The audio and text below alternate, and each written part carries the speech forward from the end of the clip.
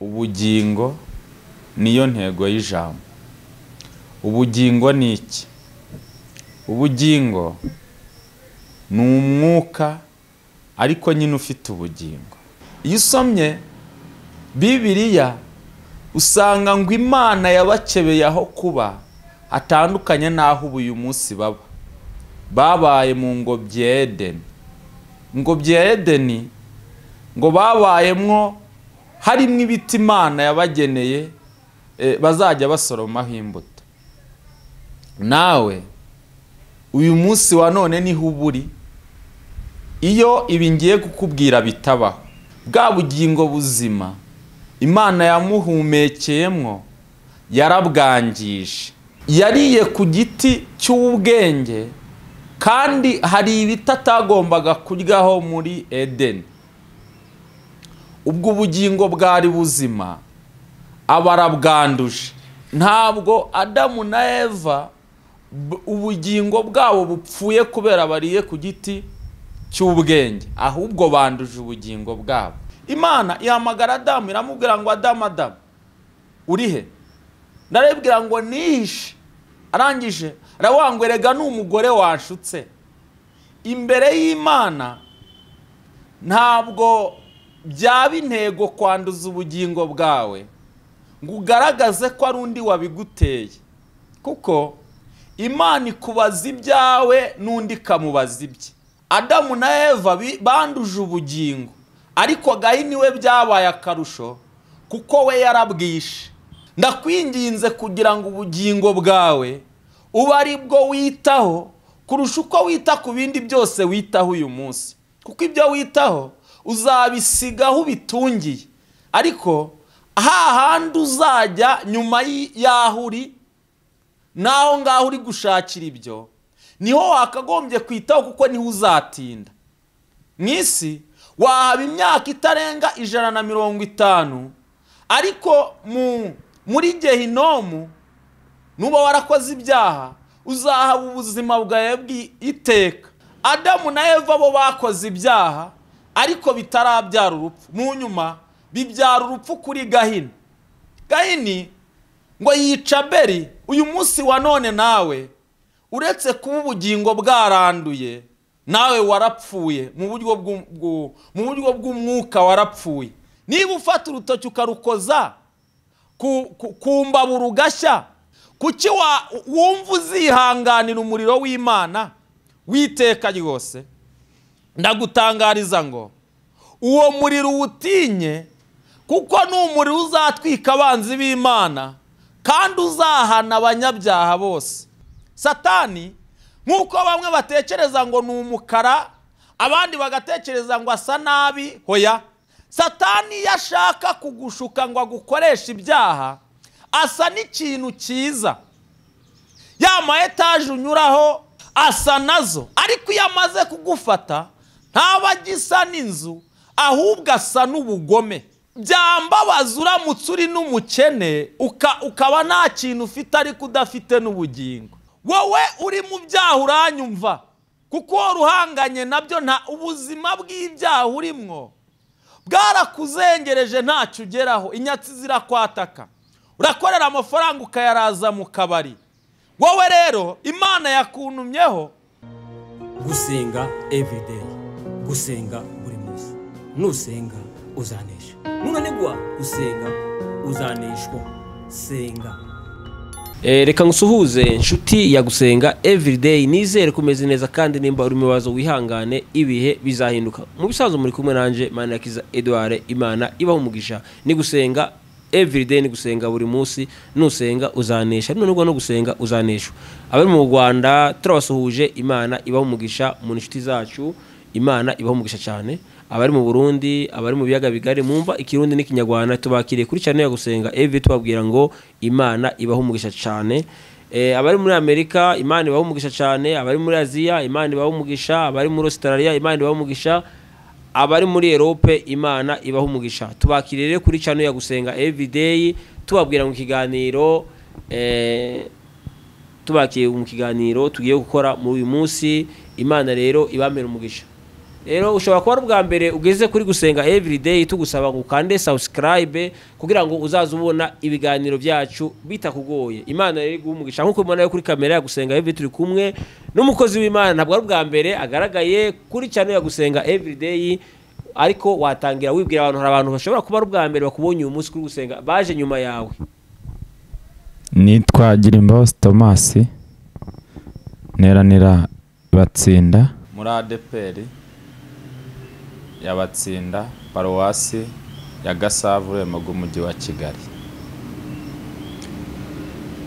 Imana igumugisha cyane. Rero nkuko cyane yacu yitwa Gusenga buri munsi, watangira usenga Imana.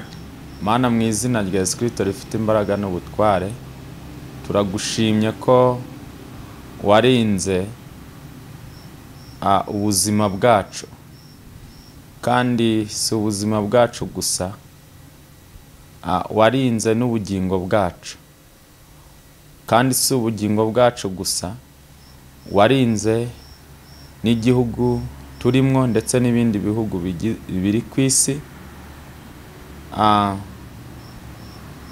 Wibujije uburakari bwawe bwari gutuma imperuka iza, kuko ibimenyetso byinshi byaragaragaye cyangwa se byarasohoye, ariko ubwo burakari warabwibujije, ugirira imbabazi isi yose. Nuko rero nukomeze ubane natwe, izo mbabazi tuzironkeremwo agakiza mu izina rya Yesu Kristo, amen. Reka dusome ijambo ry'Imana dusanga mu gitabo cya Yobu, igice ni icya 2 murongo ni wa 4. Gitabo cya Yobu igice cya 2 murongo wa 4. Maze Satani asubiza Uwiteka ati, umubiri uhorega umubiri, ndetse ibyo umuntu atunze byose yabitanga bicunguza ubugingo bwe. Maze Satani asubiza Uwiteka ati, umubiri uhorega umubiri, ndetse ibyo umuntu atunze byose yabitanga bicunguza ubugingo bwe. Reka dusome Matayo igice cya 16 umurongo wa 26. Matayo igice cya 16 umurongo wa 26. Ubutumwa bwiza bwa Yesu Kristo ko bwanditswe na Matayo igice cya 16 umurongo wa 26. Haranditswe ngo, kandi umuntu byamumariye iki gutunga ibintu byose byo mu isi niyakwa ubugingo bwe? Cyangwa umuntu yatanga iki gucungura ubugingo bwe? Kuko reka dusome n'uwa 27, kuko umwana w'umuntu azazana n'abamarayika be afite ubwiza bwa se, agahera ko yitura umuntu wese bikwiriye ibyo yakoze. Ndababwira ukuri yuko muri aba bahagaze hano harimo bamwe batazapfa kugeza ubwo bazabona umwana w'umuntu aziye mu bwami bwe. Dusoreze mu butumwa bwiza bwa Yesu Kristo ko bwanditswe na Yohana igice cyaho ni icya 10 umurongo waho ni uwa 10. Igice ni icya 10 umurongo wa 10. Haranditswe ngo, umujura ntazanywa n'ikindi keretse kwiba no kwica no kurimbura, ariko ngeweho nazanywe no kugira ngo zibone ubugingo, ndetse ngo zibone bwinshi. Hanyuma intego y'ijambo iravuga ngo ubugingo niyo ntego y'ijambo. Ubugingo ni iki? Ubugingo ni umwuka ariko nyine ufite ubugingo. Kugira ngo ubugingo bugere mu muntu, nuko Imana yabuhumekeye mu muntu. Adamu na Eva ngo Imana irabarema, irema Adamu.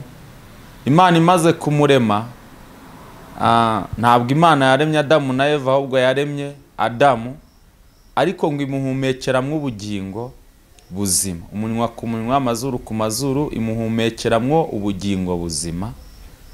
Adamu aba ubugingo buzima. Hanyuma ubwo bishatse kuvuga ngo Imana yashyize ubugingo mu muntu buzima kandi bwuzuye. Ubugingo ubwo ni umwuka, ni ubumana buri mu muntu. Ubugingo ni ubumana buri mu muntu. Ni umwuka waturutse ku Mana, ubwo ni ubumana buri mu muntu. Hanyuma umuntu aba yinjiwemwo n'ubugingo buzima. Nawe aba ubugingo buzima. Ubwo bishatse kuvuga ngo umuntu agizeho ubumana, agize ubumana. Bishatse kuvuga ngo umuntu n'umwe n'Imana kubwo guhabwa ubugingo. Iyo usomye Bibiliya usanga ngo Imana yabakebeye aho kuba atandukanye n'aho uyu munsi baba. Babaye mu ngobyi ya Edeni. Ingobyi ya Edeni ngo babayemwo harimo ibiti Imana yabageneye bazajya basoromaho imbuto. Nawe uyu munsi wa none niho uburi. Iyo ibi ngiye kukubwira bitabaho, habayeho ikireho kugira ngo ubudahari uyu munsi. Bwa bugingo buzima Imana yamuhumekeyemwo yarabwangije. Yabwangije ati: yariye ku giti cy'ubwenge, kandi hari ibiti atagombaga kuryaho muri Edeni. Ubwo ubugingo bwari buzima aba arabwanduje. Ubundi umuntu yari afite ubugingo buzima, ariko bitewe nuko ariye ku giti Imana yamubujije, ariko ubwo nta gifite ubugingo buzima, ahubwo arabwanduje. Ntabwo uyu Adamu na Eva, kuko mu nyuma Imana imaze kurema Adamu, mu rubavu rwa Adamu yakuyemwo Eva. Ndi kwivugira ku bugingo, ntabwo ndi kwigisha ubuzima bwabo. Ntabwo Adamu na Eva ubugingo bwabo bupfuye kubera bariye ku giti cy'ubwenge, ahubwo banduje ubugingo bwabo. Ngo Imana ije kubashaka, ngo barihishe, bihisha mu mababi. Ngo baba bazi ko mu mababi Imana itari bubabone. Muri iyi minsi nabo abantu bari kwanduza ubugingo bwabo bakihisha mu mababi. Mu mababi ni ahantu umuntu ashobora kwihisha ngo ari kwiga amashuri menshi. Ni ahantu umuntu ashobora kwihisha mu butunzi. Ahantu hose umuntu ari mu byaha aba ari mu mababi. Ngo bihisha mu mababi, ngo Imana ije kubareba baratinya, bagira ubwoba bwinshi cyane. Imana ihamagara Adamu iramubwira ngo Adamu, uri he? Ndarebwira ngo nihishe. Nawe warihishe. Nihishe. Hanyuma iramubwira ngo icyo wakoze ni igiki? Yanga no kwihana. Impamvu abantu banduza ubugingo bwabo bakanga no kwihana. Yanga no kwihana. Arangije arawangwerega n'umugore wanshutse.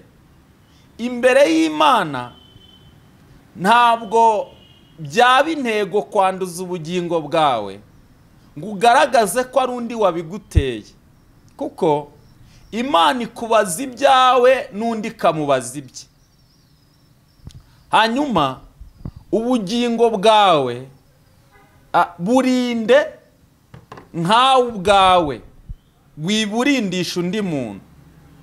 Adamu yashubije Imana nkaho ubugingo bwe Imana yaburindishije umugore we, kandi Imana ntabwo ubugingo bwa Adamu yaburindishije umugore we, kuko itanga itegeko ivuga ngo iki giti cy'ubwenge n'ubugingo ntimuzakiryeho. Ntabwo yigeze ivuga ngo wowe Adamu umugore nakikurisha uzakirye, hoya, nakurisha imbuto zacyo. Ahubwo yaravuze ntimuzakirye. Mbega mu yandi magambo yabahaye itegeko, kandi bose buri umwe ku giti cye. Uyu munsi ntabwo ari inzitwazo wagira zo kwanduza ubugingo bwawe kubera yuko hari mugenzi wawe wakubereye ikigusha.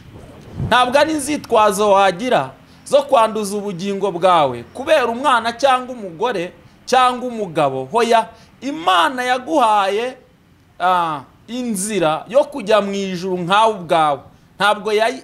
Ntabwo inzira ijya mu ijuru ari rusange ku bantu, ahubwo ni inzira bwite ku muntu ujya mu ijuru. hanyuma Adamu azana impamvu y'umugore. Imana ibaza umugore ngo ibyo wakoze ni ibiki, nawe azana impamvu y'inzoka. Bishatse kuvuga ngo bitanye ba mwana. Niba hari ahantu wagize intege nke ukanduza ubugingo bwawe, ntukitane ba mwana n'abandi, ahubwo wowe mera intege nkeya Imana ikubabarira. Hanyuma banga kwemera intege nkeya zabo. Hanyuma ngo inzoka nayo irahanywa, Adamu arahanywa na Eva arahanywa. Wowe ukora ibyaha ubitewe na runaka, uzahanywa na wahanywa, kandi buri wese azahanywa ku giti cye. Rero uyu munsi niba wumvise ubu butumwa, wihane aho wanduje ubugingo, hanyuma ukureho iyo myanda yanduje ubugingo bwawe. Hanyuma Adamu na Eva banduje ubugingo, ariko Gahini we byabaye akarusho kuko we yarabwishe. Ntabwo Gahini we yanduje ubugingo, ahubwo yarabwishe. Ntaraharenga Adamu na Eva ngo bamaze kubwanduza, ngo Imana ibagirira imbabazi. Satani kubera yari yakuwe mu ijuru, ntabwo yiyumvaga ukuntu aba bantu bagikominikana cyangwa se bakigirana ubumwe n'Imana. Yashatse gukuraho ubumwe n'Imana abantu bari bafitanye kugira ngo Imana ibange ibice. Ariko Imana ntabwo yabishe, ahubwo yarabababariye. Guhera uwo munsi kuri Adamu na Eva, abantu batangira gucungugwa n'imbabazi nuko bihanywe. Mu gihe bari bafite ubugingo bakabwanduza, noneho batangira ubugingo bwabo kuba buzajya bwera kubera bihanye. Hanyuma ntibigeze bihana, ariko Imana yarabababariye. Nubwo utigeze wihana ngo wature mu rusengero, ariko Imana ikubikiye imbabazi kandi nyinshi. Hanyuma ngo Imana iragenda yica intama, izana uruhu irabambika. Uyu mu isezerano rishya cyangwa uyu munsi nkwigisha, nawe hari intama w'Imana wapfuye, hanyuma kugira ngo ucire ibyaha byawe. Uwo munsi intama yarapfuye, bambika uruhu rusobanuye imbabazi, barababarirwa. Hanyuma ngo ariko birukanywa mu ngobyi y'Edeni, batangira kubaho mu miruho. Ibyaha nabyo ubwabyo ni imiruho. Ubusinzi ni imiruho, ubusambanyi ni imiruho. Binjira mu isi baba mu miruho. Adamu na Eva babaye mu miruho igeze ubwo umwe yaryaga kubera yatutubikanye, umugore akabyara kubera yababaye, kandi mu ngobyi y'Edeni iyo miruho yose nta yari ihari. Iyo ukoze icyaha kigukura mu mugambi w'Imana no mu ntego yayo, hanyuma ugatangira kubeshwaho n'imiruho cyangwa n'ibyaha. Mugenzi wanjye, ndakwinginze kugira ngo ubugingo bwawe ube ari bwo witaho kurusha uko wita ku bindi byose witaho uyu munsi, kuko ibyo witaho uzabisigaho bitungiye. Ariko hahandi uzajya nyuma y'aho uri, naho ngaho uri gushakira ibyo, niho wakagombye kwitaho, kuko niho uzatinda. Mu isi wahaba imyaka itarenga 150, ariko muri Gehinomu nuba warakoze ibyaha uzahaba ubuzima bwawe bw'iteka. Ariko kandi no mu ijuru nuba warakoze ibyo gukiranuka uzahaba iteka. Ntabwo naje kubigisha Gehinomu no kujya mu ijuru cyangwa se n'ijuru, ariko reka mbibabwireho gato. Ijuru ni ahantu tuzaba heza kandi harangwa n'abeza. Hari abantu beza bakoze neza, bakoze ibyiza, kandi hari n'Imana Data wa twese. Abantu benshi bajya wanga ijuru ntaribaho. Niba ijuru wowe kora ibyiza, kuko n'ubundi gukora ibyiza ntacyo bigutwaye. Kwirinda gusambana ubyirinze ntacyo ubaye. Wirinze kwica n'ibindi no kwiba, ibintu byose amategeko ndetse n'amabwiriza kubuza, ntacyo bigutwaye, kuko n'ubundi ni byiza. Umuntu aguhamagariye gukora ibyiza ntiyaba kujyana habi. Ariko birababaje ko wanze gukora ibyiza hanyuma ibibi wakoze ukazabihanirwa kandi bitari na ngombwa ngo ukore ibibi. Ubuzima bwakoze ibibi uretse no kuba bupfuye mu maso y'Imana no mu mibereho ya buri munsi bubaho nabi. Kuba wata umugore wawe ukajya kurara mu kabari uriho nabi. Kuba wata umuryango wawe ukajya mu busambanyi kwicuruza uriho nabi. Kuba wakora ibyaha birimo kwica no guhohotera abana uriho nabi, na leta ubwayo ibyira bihanira. Hanyuma ubugingo cyangwa se iby'Imana idusaba mu bundi buryo ntabwo bigoye, ahubwo bamwe nuko bamaze kubatwa n'ibibi. Ibyo bibi byakubase rero bivemwo, hanyuma wakire kamere y'Imana ari bwo bugingo.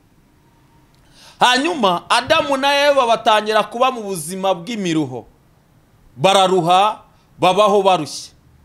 Ariko nubwo babayeho barushye, bari barababariwe, barambitswe umwenda w'imbabazi, barambitswe umwenda w'imbabazi. Hanyuma mu nyuma Gahini we yaje ubugingo abwica. Niba bari barandujwe na Satani wanyuriye mu nzoka akabashuka bakarya ku giti cy'ubwenge, ariko Gahini we yaje yica. Satani yanyuze muri Gahini noneho yica uwo bavindimwe Abeli. Ubwo ako kanya ubugingo butangira gupfa. Ntabwo ubugingo bwandura gusa, ahubwo ubugingo buranapfa. Buranapfa. Umuntu iyo akoze ibyaha, akora icyaha ashukwa, biri mu gitabo cy'urwandiko rwa Yakobo igice cya mbere, umuntu arashukwa. Yamara gushukwa bya bindi bimushuka icyambere aratwita, yarangiza bya bindi atwise bikabyara ibyaha, ibyaha bikabyara urupfu. Hanyuma rero Adamu na Eva bo bakoze ibyaha ariko bitarabyara urupfu, mu nyuma bibyara urupfu kuri Gahini. Gahini ngo yica Abeli. Uyu munsi wa none nawe uretse kuba ubugingo bwaranduye, nawe warapfuye mu buryo bw'umwuka. Warapfuye, ntabwo wapfuye umubiri, ahubwo wapfuye mu buryo bw'umwuka. Gupfa mu buryo bw'umwuka ni cyagiye umwuka w'Imana atakiri kuri wowe, usigaye ugengwa n'umwuka wa Satani. Umwuka wa Satani ni uwuhe? Nugushuka gukora ibibi gusa.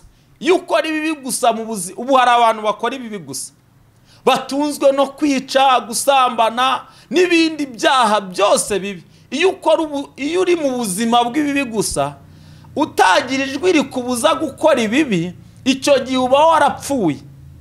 Ariko Imana, imbaraga z'Imana zirakuzura iyo wihanye, zikanakoza ubugingo wari waranduje bukavaho imyanda. Aleluya. Ubugingo wari waranduje bukavaho imyanda, kandi nta kindi kikoza, amaraso ya Yesu niyakuhagira. Hanyuma iyo wapfuye, urupfu rwa Yesu nirwo rukuzura. Yesu, ibyo byaha byawe byose byatumye upfa, Yesu niwe wapfuye kugira ngo aho wari waraguye ahagukure. Niba warapfuye, aho wapfiriye mu byaha, bamwe bajya bavuga ngo gusambana, buriya gusambana wabanje gusamba, urasamba hanyuma nyuma ugahura n'undi usamba mugasambana. Urumva warapfuye. Aho wapfiriye rero Yesu yari yapfuye ku bwawe kugira ngo utazahaguma, ahagukure, akubabarire narangizana nakweze akoresheje amaraso ye. Ubugingo. Hanyuma gupfa, ntabwo Imana ishaka kugomeza mu buzima bwo gupfa, ahubwo ishaka kuva mu buzima bwo gupfa ikakuzura, hanyuma ukazabana na Yesu wazutse. Ntabwo Imana iteye ubwoba naho uri, oya, kuhagukura, kuko hari n'abandi bahavuye, nawe wahava. Kandi wizere imbabazi za Yesu Kristo. Ubwo icyambere ni ubugingo, ariko hari abantu banduza ubugingo. Iyo ukora ibyaha uri kwanduza ubugingo. Icya kabiri ni ukwica noneho ubugingo, cyangwa se ubugingo buri muri wowe ukakora ibyaha, Imana ikigendera ikava muri wowe, ikigendera. Ntabwo Imana ikwanga, ahubwo yanga icyaha. Imana ntabwo yatura mu cyaha, ahubwo itura mu mutima utari mu ibyaha. Niyo mpamvu usabwa kwihana ibyaha kugira ngo Imana iture muri wowe. Ese uyu munsi wa none ufite amahirwe menshi yo kwihana, hanyuma Imana igatura muri wowe. Umwana, hari abantu benshi bajya babatiza abana, umwana akavuka bakamubatiza ngo bagiye kumukuraho icyaha cy'inkomoko. Oya, abantu bacunguwe na Yesu ntabwo bagifite icyaha cy'inkomoko, kuko Yesu yaje gupfira ibyaha by'inkomoko kugira ngo ahamagare abantu byari byarabase abacungure, hanyuma narangiza kuba abacunguza urupfu n'amaraso byiwe, hanyuma baye batagipfuye rwa rupfu rw'ibyaha, ahubwo baze bamwizere, urupfu bari bafite ruveho. Ntabwo abantu ibyaha bikiri urushumi, ahubwo uwizeye abavuye mu bubata bw'ibyaha. Nawe nugira ngo ibyaha, kuba mama wawe ari umunyabyaha, papa wawe ari umunyabyaha, mbega umuryango wawe ari abanyabyaha, nugira ngo nawe ntiwakihana ngo bikunde. Oya, wakihana bigakunda, kubera Yesu yaje gucungura umuntu umwe mu banyabyaha benshi, cyangwa abanyabyaha benshi mu banyabyaha benshi. Birashoboka abanyabyaha 10 Yesu yabacungura, mbega Yesu yabaha ubugingo, cyangwa umunyabyaha umwe mu banyabyaha 10 Yesu yabaha ubugingo. Ubwo ubugingo ngusobanuriye yuko ari umwuka Imana yashyize mu muntu ariko udapfa. Iyo ukoze ibyaha ntabwo Imana ipfa muri wowe, oya, ahubwo Imana irigendera wowe ugapfa. Ariko iyo wihanye ibyaha, Imana igaruka muri wowe nawe ukaba muzima. Iyo mvuze rero ngo ubugingo burapfa, ntabwo imbashatse kuvuga ngo wa mwuka uva ku Mana wapfuye. Oya, mbashatse kuvuga ngo wowe ubwayo wapfuye, kuko wabumbwe mu gitaka, wongeye uba igitaka. Umuntu iyo ataye ibyaha aba abaye ubugingo buzima, kuko Imana ni ubugingo buzima, imushyiramo umwuka wayo nawe akaba ubugingo. Ariko iyo akoze ibyaha, ubugingo buva muri we, umwuka w'Imana ava muri we. Nawe nukora ibyaha, umwuka w'Imana azava muri wowe, nubwo ugambiriye kubikora. Dusoma muri Yobu 2:4, havuze ngo maze Satani asubiza Uwiteka ngo, umuntu ibintu byose atunze yabitanga ngo abicunguze ubugingo bwe. Ibintu byose utunze wabitanga ukabicunguza ubugingo bwawe. Ese uretse ko nta n'ibyo utunze byatuma ubugingo bwawe burimbuka, ubundi ibintu byose utunze hano mu isi impamvu wabitanga ukabicunguza ubugingo bwawe, nuko ibyo utunze hari igihe kizagera ukaba utakibifite. Umubiri wawe numara kubora, numara gupfa, ibyo byose ntabwo bizagukurikira ngo ujyane nabyo. Mwene data, uzagenda wenyine, inshuti ufite uzazita, ibyo ufite byose uzabita. Ariko hahandi uzagera, hari inkuru imwe y'umutunzi wari ufite amafaranga menshi, ndetse ngo arye ibyo ashaka nk'ibyo ashaka. Ariko hakaba n'undi wari umukene, uwo ni Lazaro na Nyamutunzi. Lazaro we yari umukene, ari umukene cyane, kugeza ubwo yaryaga ubuvungukira buvuye ku meza ya Nyamutunzi. Uretse n'ubuvungukira, ngo n'imbwa zakombaga ibisebe bye. Ngo ariko mu nyuma bose baza gupfa, umwe ajya mu ijuru, undi ajya mu irimbukiro.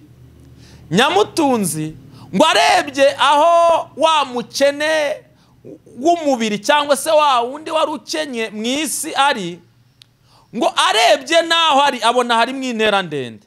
Mwene data, nubwo ibi ngibi ubifite uri umukire, nubwo uri umukene, ibyo uko uri kose umenye ko umuntu wizeye Yesu akiyana ibyaha bye afite itandukaniro nawe uri mu byaha, kuko aho azagera hazaba ari ahantu heza, ngo yegama mu gituza cya Burahamu, ngo akajya abeshwaho, aba mu buzima bwo kwishima.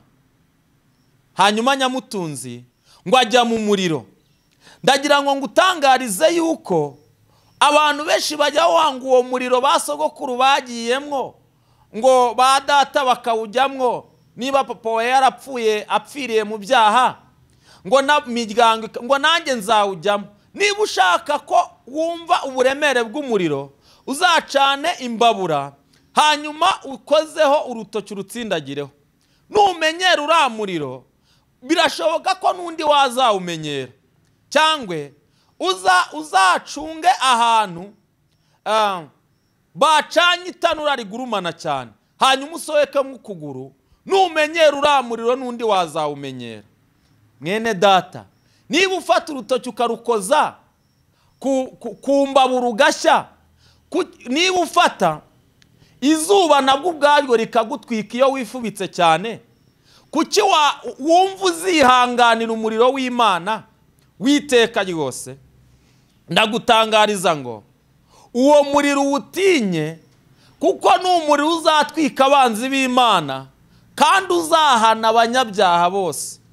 Hanyuma Imana nishaka kuhanywa, ahubwo ishaka ko wihana, hanyuma igatura muri wowe byiteka. Yobu, ntabwo Satani avuga ngo ibintu byose afite yabitanga akabicunguza ubugingo bwe. Satani ntabwo ari injiji yatekereje ibyo, ahubwo Satani we yarazi agaciro k'ubugingo. Satani ntacyo atatanga ngo akwambure ubugingo, ntacyo ataguha. Impamvu ubona usambana ugacyura ibyo bibiri, nabwo uramuka ntabyo ufite.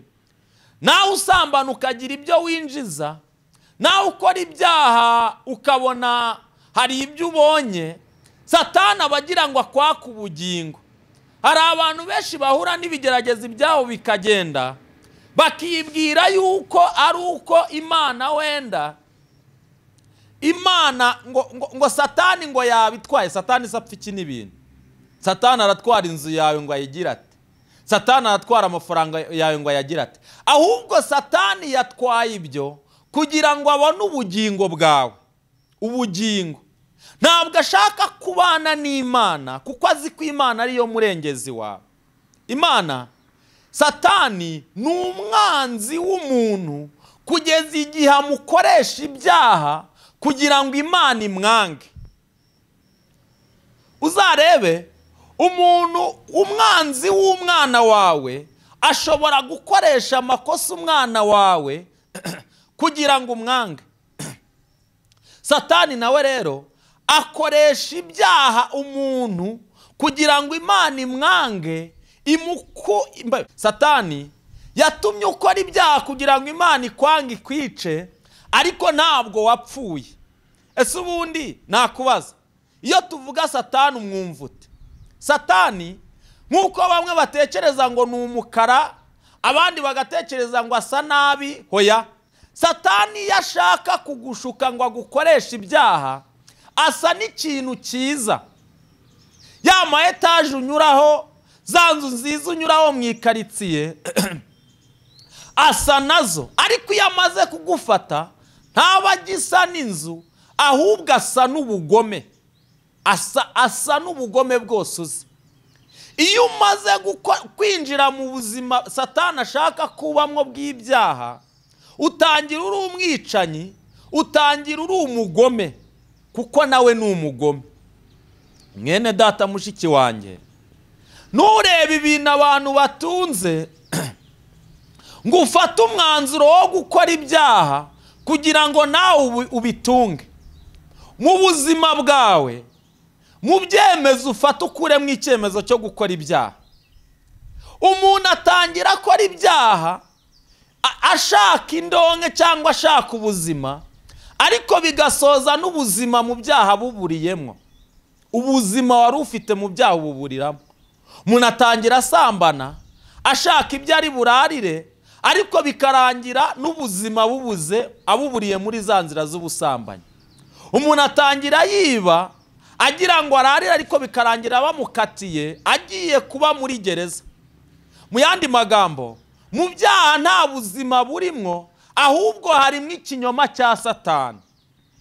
Satani ashobora kugushuka hanyuma akagukoresha ibyaha, akakwica kuko yari yarakubuze.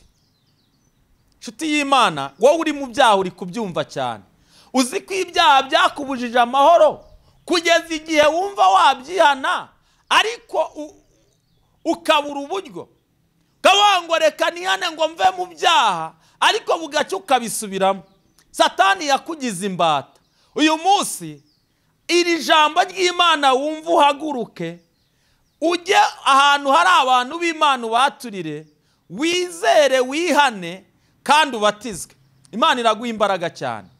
Hanyuma wowe uri mu byaha uranyumva, kuko ruhanganye nabyo, nta ubuzima bw'ibyaha urimwo bwarakuzengereje, ntacyo ugeraho. Inyatsi zirakwataka, urakorera amafaranga ukayaraza mu kabari.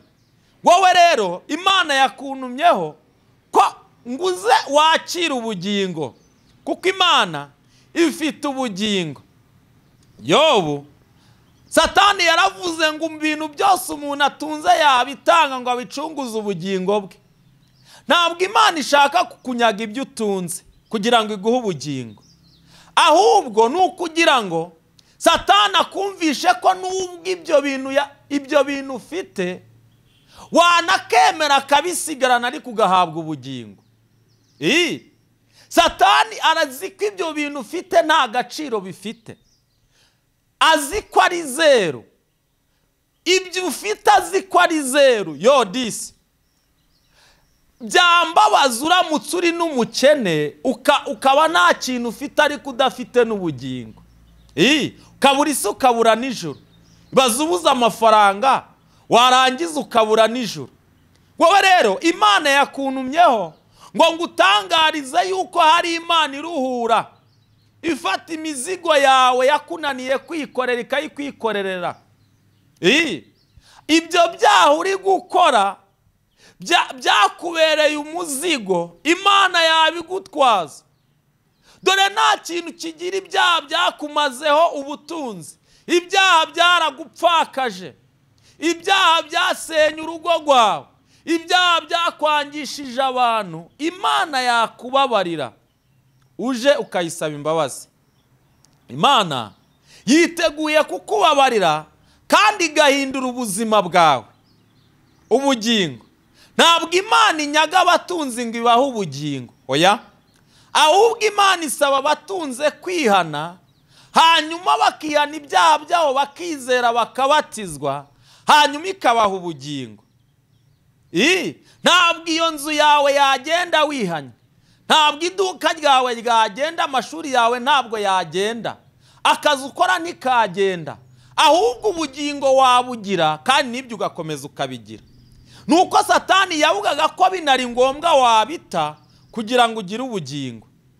Hanyuma Imana ni umwuka ufite ubugingo, cyangwa se uremanywe ubugingo. Abantu benshi batinya gupfa, ariko izingiro ryo gupfa ni ibyaha.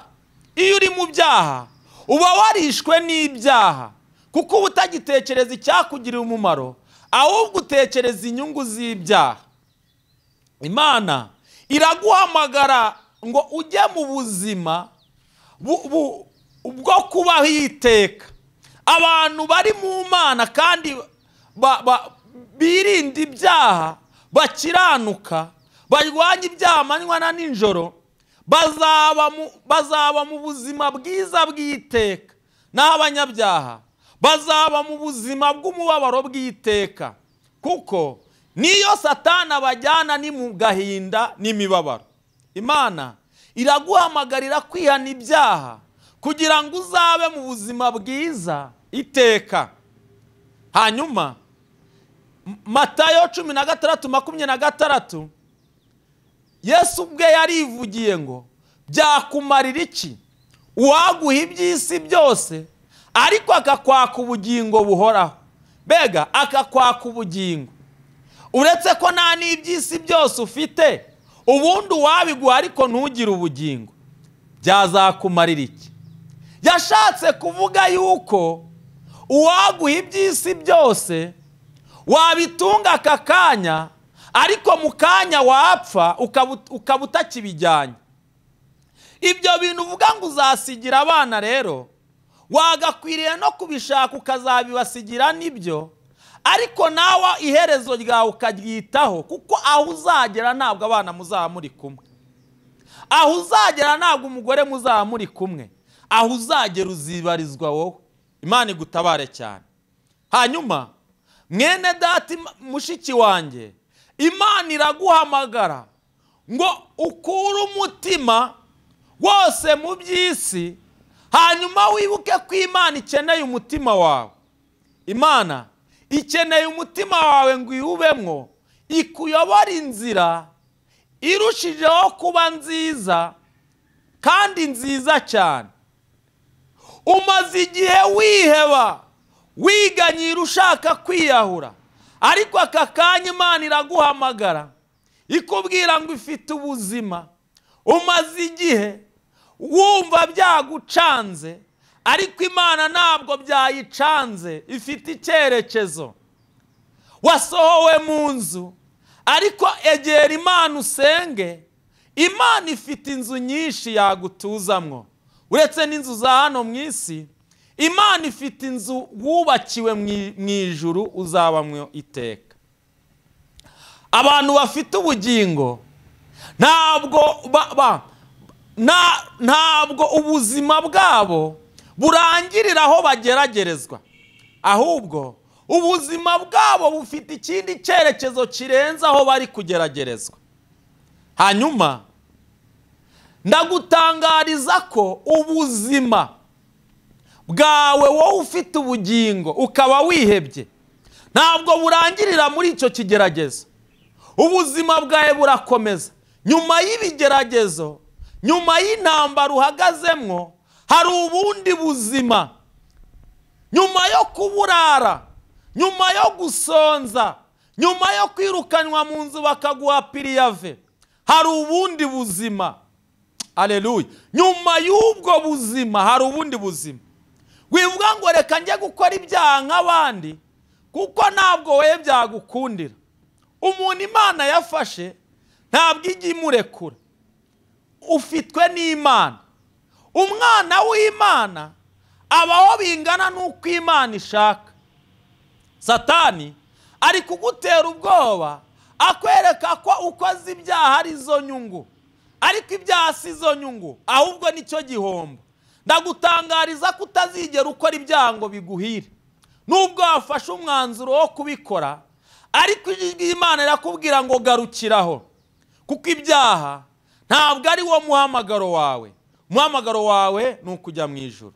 Hanyuma Yohana, ubutumwa bwiza bw'Yesu bwanditswe na Yohana igice cya 10 murongo wa 10, harawanga umujura ntazanwa n'ikindi, azanwa no kwiba, kwica no kurimbura. Satani akwiba iby'agaciro akagusigira imburamumaro. Yakwibye iby'agaciro, yakwibye kwakira ubutumwa bwiza, agusigira iby'imburamumaro. Ibyo byose utunze wanze kwakira ubutumwa bwiza ni imburamumaro.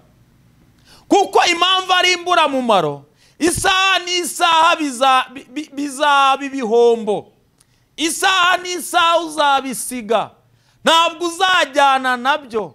N'aka kanya wahomba ugasubira inyuma, ariko ubugingo ntibuhomba. Satani urebe neza niba nta kintu yakwibye cyerekeye ku by'Imana, kuko iby'Imana nibwo buzima.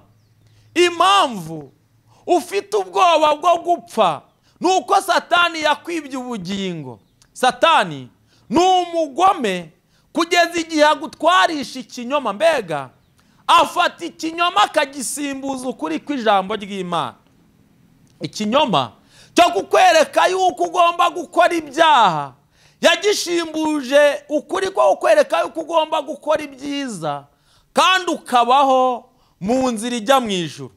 Reka nkubwire, wakoze ibyiza ugeze urarambirwa ujya mu byaha, ariko menya ngo aho ngaho mu byaha nta kintu uzahabonera, ubana n'umuvumo wa Satani.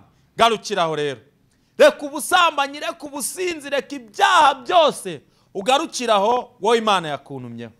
Kabiri, yaje kukwica, arakwiba, yarangiza akakwica, ubundi mu nyuma yazabona yaragushyikiriye akakurimbura. Arakwica. Satani akwicisha ibyo wibwira. Ubundi Satani nta ntwara agira akoresha iza gusanganya. Intekerezo zawe azinyuranya no gutekereza ukuri, hanyuma ugatekereza ibyaha. Ubwo nigo rupfu. Atuma utekereza ibyaha, wanatekereza icyiza akakica, kuko yakwishe. Uramutse utekereje ibyiza, watekereza yuko imbere yawe hari ingaruka z'ibyo ukora. Ukora ibyaha ukabikora gake gake, ariko ushobora kwishimisha mu byaha umwanya muto, mu nyuma ukazagira ingaruka ndende.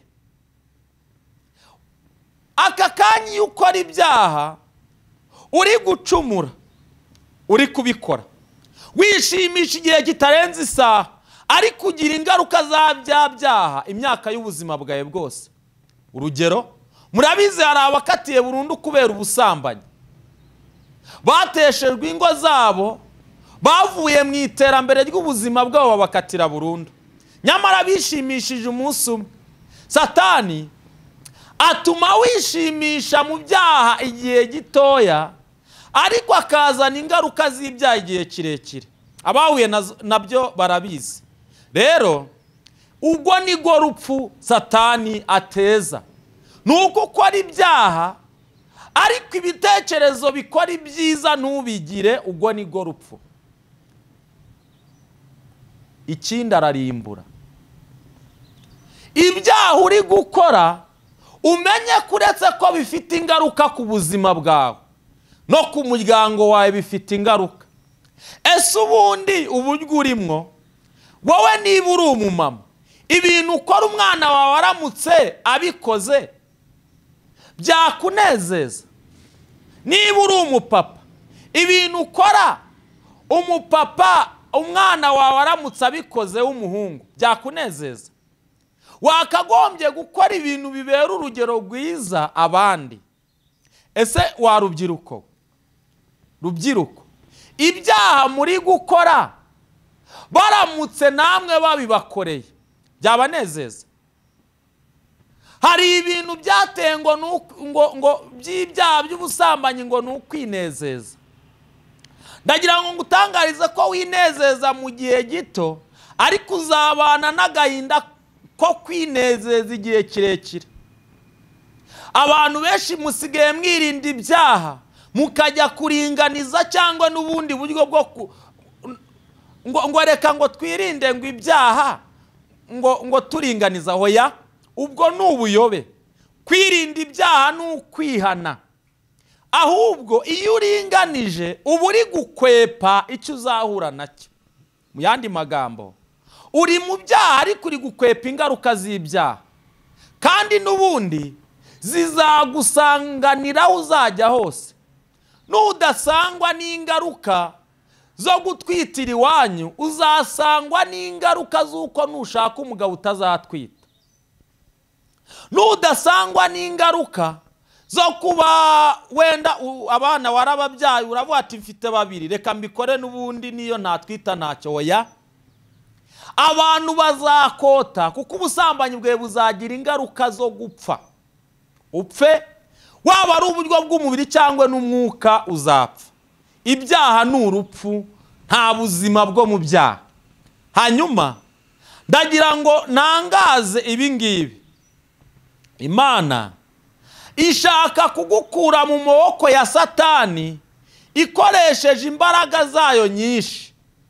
Imana aho uri haboze kandi hanuka, mu byaha ni mu mwanda, Imana iragukuramo ikakoza kandi ikakogesha amaraso y'umwana wa Yesu Kristo.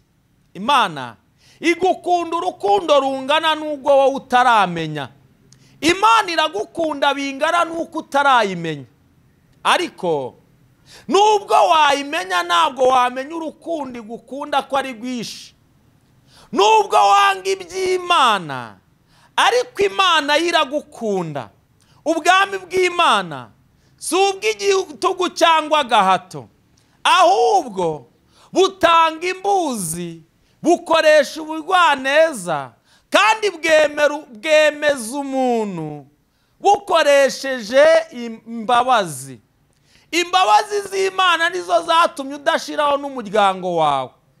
Wari uwo kurimbuka, Imana ntiyakurimbura, ahubwo ishyiraho imbabazi kugira ngo uzihane. Ubuhanuzi bw'Abanyarwanda.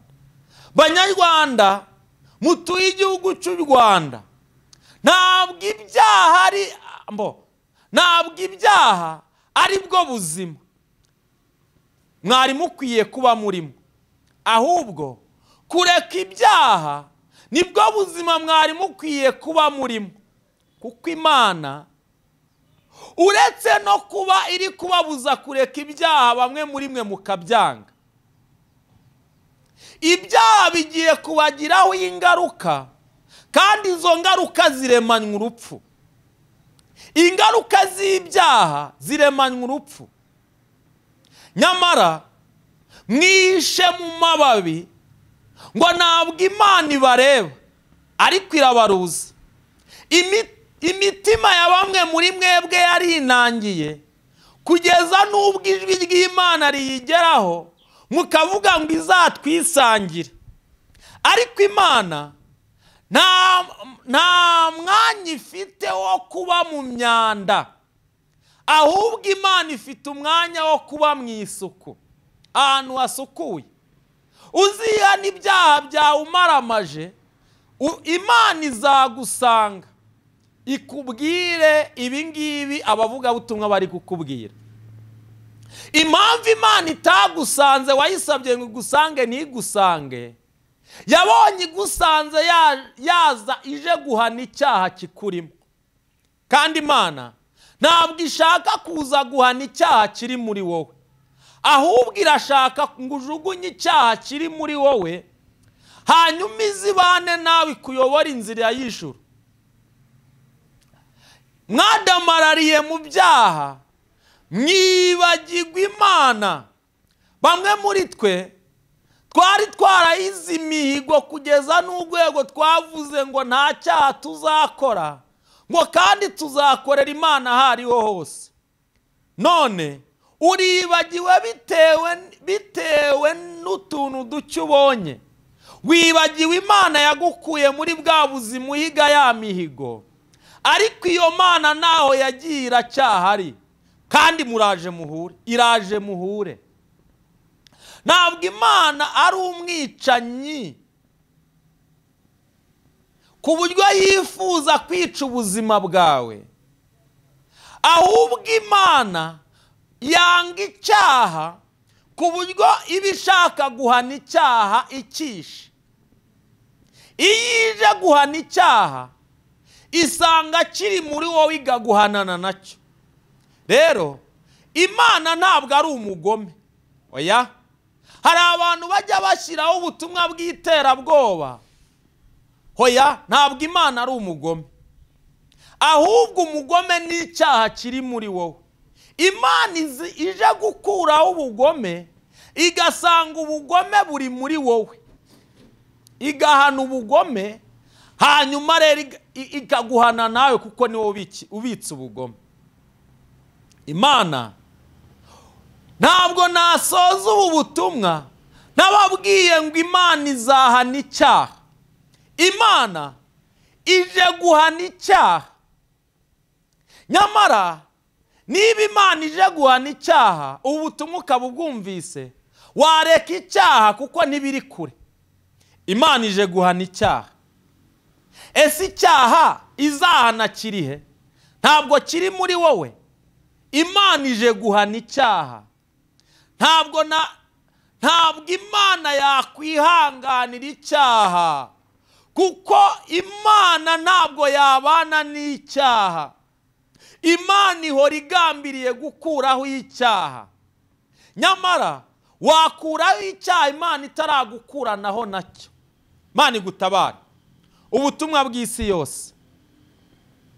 Imana ndagira ngo mbabwire ngo aho uhagaze ni ku butaka bw'Imana.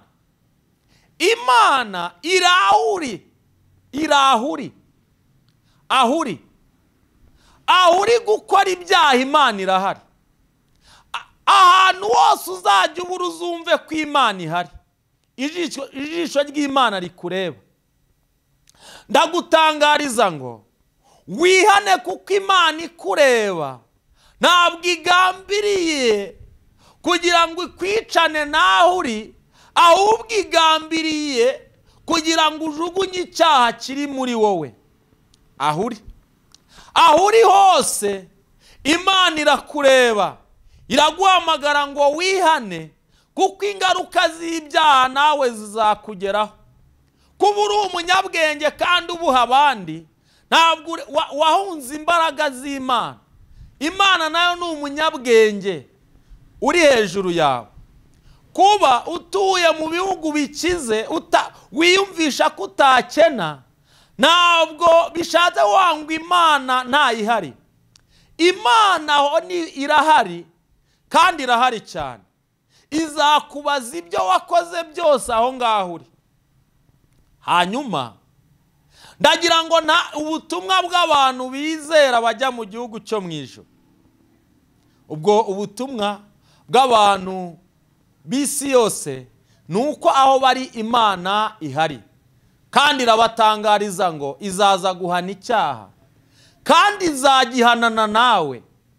Nubwo wibwira ngo nta cyagukoraho, ngo uri umutekinisiye ku rwego rwo hejuru cyangwa se uzi ikoranabuhanga, hoya, Imana nayo izi ikoranabuhanga kuko ibyo ukoresha byose niyo yabiremye. Imana ihamagara umuntu imuzi neza kandi ikamuha imbaraga z'umuhamagaro zingana n'uwo ari we. Imana nta muntu yitera ubwoba kuko itari inyuma y'iterambere. Imana ntabwo ikuraho iterambere, ahubwo uri mu iterambere ibana nawe. Mujya mwibwira ngo Imana ngo ntabwo nayigira ngo ntere imbere. Hoya, Imana ahubwo umuntu yifite agomba kujyana n'iterambere, kuko yaretse ibyaha agomba kujyana n'iterambere. Erega ibyaha ntabwo ari ryo terambere, uretse ko abantu ibintu byose babigize viziyo. Hoya, ibyaha ntabwo ari iterambere, ahubwo ibyaha bidindiza umuntu uri mu iterambere. Ndagira ngo nkubwire ngo wowe uvuga ngo ntabwo watera imbere uri mu mbaraga z'Imana, ahubwo imbaraga z'Imana zituma iterambere rigenda neza. Abantu batuye ku isi yose ndabatangariza ngo umuhamagaro mwiza w'Imana urabahamagara kuza ngo mwihane, hanyuma mujye mu gihugu cyo mu ijuru. Icyo gihugu cyo mu ijuru gituwemo n'Imana kandi kirimo ibyiza byose by'ijuru. Hazajyayo abantu bejejwe ibyaha kandi bakuweho imyanda yose y'ibyaha. Hazatura abera kuko bazaturana n'iyera. Bazabahera by'iteka. Bazatungwa n'imbuto zo ku giti cy'ubugingo, kandi icyiza cyose cyo mu ijuru bazakibonaho. Bazabana n'Imana yera kandi itanduye, bazagira ubumana bw'iteka. Ntabwo Imana izaturana n'abanyabyaha.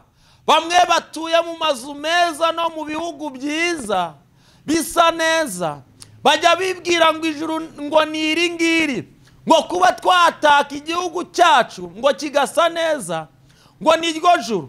Hoya, aho ngaho muri icyo gihugu utuyemo nubwo ubona gisa neza, harimo imyubako nziza, harimo imodoka nziza, ntabwo ibyo byasimbura ijuru, kuko ibintu byose urimo ni imiruho.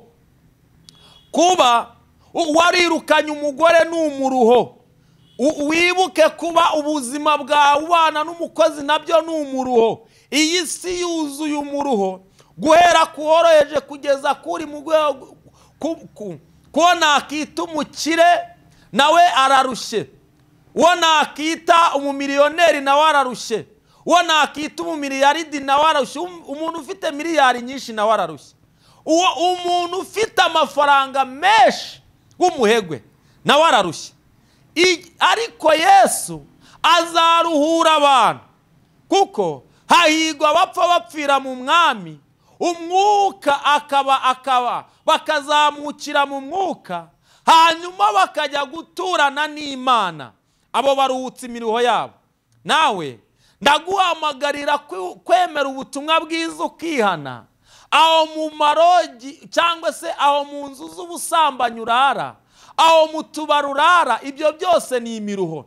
Izo nzoga wihaye ngo uzajya unywa nkeya, ariko ugashyiraho n'ibindi byaha by'ubusambanyi, ugashyiraho n'ibindi byaha byo kwangana, kwica, aho naho ni mu miruho. Ariko hari hamwe hazaba hari kuruhuka. Kubana n'Imana ni ukuruhuka. Abantu bazabana n'Imana bazaba bararuhutse. Hanyuma ubutumwa bw'abizera bajya mu gihugu cyo mu ijuru. Ijuru ntabwo ijuru tujyamwo ntabwo ari iryo munsi y'urugo.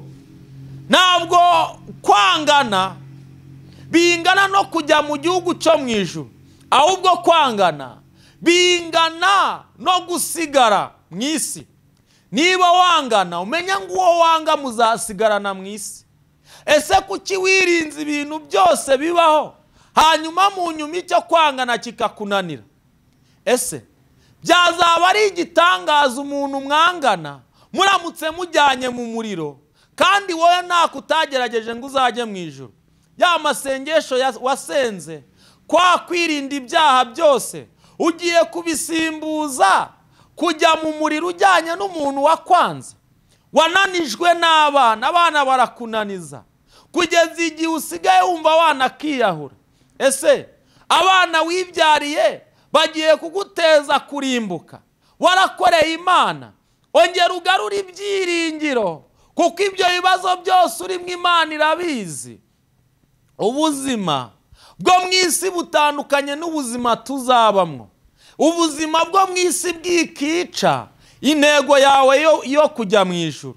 Kandi intego yo kujya inzira ijya mu ijuru inyura muri bariyeri. Nubwo abadayimoni bateze bariyeri ngo uzigwemwo, ariko Imana ikurengeje izo bariyeri. Hanyuma ntabwo Imana ikangwa n'igikuta kiri imbere yawe. Iyo uri kujya mu ijuru, n'igikuta kibutsa n'Abisirayeli bari batari kujya mu ijuru, bari kujya mu gihugu cy'isezerano, banyuze mu gikuta cya Yeriko. Abanyekanani bari barubatse gikomeye cyane kugira ngo batazabageraho. Ndagira ngo utangarize ngo ubuzima bwawe burimo igikuta kigutangiye ngo utazajya mu ijuru, ariko izera Imana irakuramo inzira muri icyo gikuta. Erega igikuta mu yandi magambo ni imbaraga zitangiriye umuntu zubatse. Inyubako ni inyubako iri imbere y'umuntu, ariko itahita isenyuka. Hari inyubako y'abadayimoni uri kugenda ugasitaraho, warangiza ugasubira inyuma ukicara ukarira. Ariko Imana ndakubwira ngo izere iyo nyubako y'abadayimoni, Imana iragukuriramo inzira. Imana ntabwo ita umuntu wayo ngo nuko ageze ahantu hakomeye cyangwa mu bikomeye, ahubwo mu bikomeye Imana ikomeretsa ibikomeye hanyuma igakuramo inzira kubera byakomeye. Kubera byakomeye Imana ibikuramo inzira. Wowe uri gukangwa nabyo kubera bikomeye, wageze nawe uvuga ngo wataye umutwe. Oya, ntabwo umutwe wawe wawutaye kuko Imana yarinze umutwe wawe iwurinda ibisazi. Garuka wihane, umutwe wawe ujye mu imbaraga z'umwuka wera, kandi ndagutangariza ngo umutwe wawe Imana igambiriye kuwukoresha iby'ibyubahiro, ntabwo igambiriye ngo utakare mu bibazo. Oya, umutwe wawe witakara mu bibazo kuko Imana izawukoresha iby'ibyubahiro. Haleluya. Imana izawukoresha ibyo kubwiriza abantu, Imana izawukoresha ibyo gutanga ubuhamya, Imana izatuma umutwe wawe utekereza iby'umumaro, wiwunganya no kuba watakara muri icyo gikuta cy'ibibazo.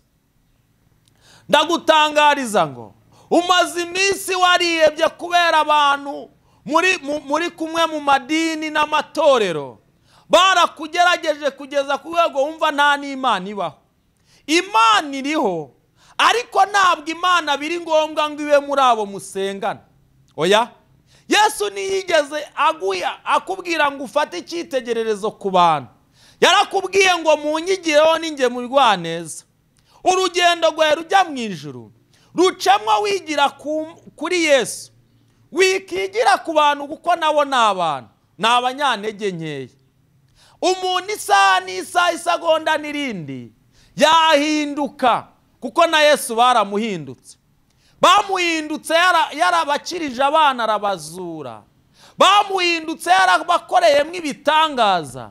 None wowe ni ikihe gitangaza wakoze uretse no kuzura umuntu? Nta n'umuntu uraha toni y'ibishyimbo, nta n'umuntu urasengera ngo akire n'ukuboko. Niyo waba waramusengeye agakira, ntawe urazura ngo bamukure mu irimbi. Uretse kuba wanamuzura bakamukura mu irimbi, ntabwo ufite intego yo gupfira umuntu, none uragira ngo abantu bagukunde. Yesu yaravuze ngo niba baranyanze namwe bazabanga, ariko urwango rwabo rwigutera ubwoba, kuko Yesu yarunyuzemo agwambura uburibwe.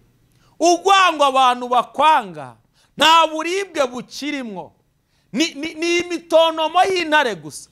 Urwango abantu banze Daniyeli rwatumye bamuroha mu rwobo rw'intare, kandi intare ntacyo zamutwaye, ahubwo ntama w'Imana. Haleluya. Intare yo mu muryango wa Yuda yaragiye imurinda kuribwa n'intare. Ndagutangariza ko izo ntare Imana ikurinze kuribwa nazo. Hafi yawe ugoswe n'intare, intare ziri gutonoma, imitonomo y'intare, humura ntabwo izagira ikigutwara. Imana yakuyemo ubukana. Hanyuma wicika intege ku bw'ibyo, ahubwo ngera imbaraga ubugingo. Umuntu ufite ubugingo ntabwo ari mu ubuzima bwe burangirira mu bigeragezo, ahubwo ubuzima bwe burenze ibigeragezo. Jya uhagarara mu bigeragezo, ariko urebe inyuma y'ibigeragezo hari ubundi buzima bwo guhora ayo marira uri kurizwa n'ibigeragezo. Inyuma y'izo ntambara, inyuma yo kwiheba no kwiganyira, inyuma y'ubukene, inyuma y'ibihombo, hari ubundi buzima uzahanagurwa amarira. Ayo marira ni Imana. Imana izaguhanagura ayo marira. Abantu bafite ubugingo ntabwo basa n'abandi bantu, bafite ubugingo basa n'Imana, ni abana b'Imana. Umuntu wizeye Kristo akihana ibyaha akabatizwa asa n'Imana. Nubwo umubiri wawe ugerageza kugeza n'aho uboze, ariko ubugingo bwawe niba bukiri buzima, umubiri wawe numara kubora, uzareba Imana Data wambaye undi mubiri. Uri mu bitaro, nawe ndagutangariza ko ibyo bitaro urimo Imana yakuntumyeho ngo umenye kuzareba Imana Data wambaye undi mubiri. umubiri wawe ufite uburibwe bwinshi, ariko inyuma y'ubwo buribwe uzareba Imana Data wambaye undi mubiri. Abizera kandi bafite ubugingo, bafite ubuzima bari kujyamwo budafite isura tubabonamwo, budafite isura barimwo nona. Bafite ubuzima bubananiza mu isi, ariko bafite iyo bajya kuruhuka ubwo buzima bwabananije. Nawe ufite iyo ugiye kuruhuka ubwo buzima bukunanije, ihangane kandi wizere Yesu azakuruhura. Kandi numara kuruhuka ubwo buzima uzaba mu gihugu cyo mu ijuru wishimye, utakibuka ubwo buzima. Imana igutabare. Izere kandi izere. Reka dusenge. Mana, mu izina rya Yesu Kristo, umuntu wese wacitse intege akagwa mu byaha ndamusengeye kugira ngo umuhe imbaraga zo kubivamwo. Kandi umuntu uri mu nzira ijya mu ijuru ndakwinginze kugira ngo uyimukomerezemwo kandi umwongere kwizera. Nuhagaze umuhe imbaraga kugira ngo aho aratazagwa agacika intege. Buri mwe wese ndamusengeye kugira ngo imbaraga zawe zimumanukiremo mu izina rya Yesu Kristo. Amen. Amen. Imana igumugisha cyane. Inshuti zacu za Gusenga bibe tubasaba kugeza ubutumwa ku bandi. Niba ubutumwa bugufashije nawe ubutumwa ubugeze ku bandi, nawe uzabona ingororano kuko wamamaje ubutumwa bwiza. Imana ibahe umugisha. Ikiganiro nawe utaha. Shalom shalom. Gusenga everyday. Gusenga buri munsi. Nusenga uzanesha. Nunanigwa gusenga uzaneshwa. Senga.